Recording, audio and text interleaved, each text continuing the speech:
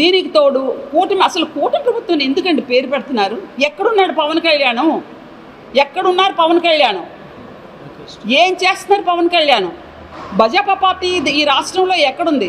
రేపు local body elections వచ్చేటప్పుడు ఇవి తేలిపోతాయి. ఈ పవన్ కళ్యాణ్ గారు జన సైనికులకు, వీరమాతలకు ఎంత పర్సంటేజ్ ఆఫ్ లోకల్ బాడీలో సీట్స్ ఇస్తారో, ఎంత రక్షించుకుంటారో ఈ వీరమాతలు రక్షించుకోకపోతే నా దగ్గరికి అన్ని పార్టీల వాళ్ళు వస్తారండి. ఓపెన్గా నేను చెప్తున్నాను, అన్ని పార్టీల వాళ్ళకు వస్తారు. నా కొడుకునే వయసులో ప్రతిరోజు నా ఇంట్లో 25 మంది ఉంటారు.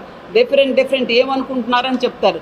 జన సైనికులకు కానీ వీరమాతలను కానీ ఇలాగే పవన్ కళ్యాణ్ గారు 15 ఏళ్ళు మా కూటమి ఉంటుంది, 30 ఏళ్ళు మా కూటమి ఉంటుంది, మేము విడిపోము, మా అవినాభావ సంబంధం చాలా గట్టిగా ఉంటుంది అని చెప్పినంత కాలం జన సైనికుల్ని తొక్కివేయబడతారు, బీజేపీ కార్యకర్తలు తొక్కివేయబడతారు. ఇది తెలుగుదేశం ప్రభుత్వం మాత్రమే. కూటమని కూడా నాకు సంబోధించడానికి ఇష్టం లేదు.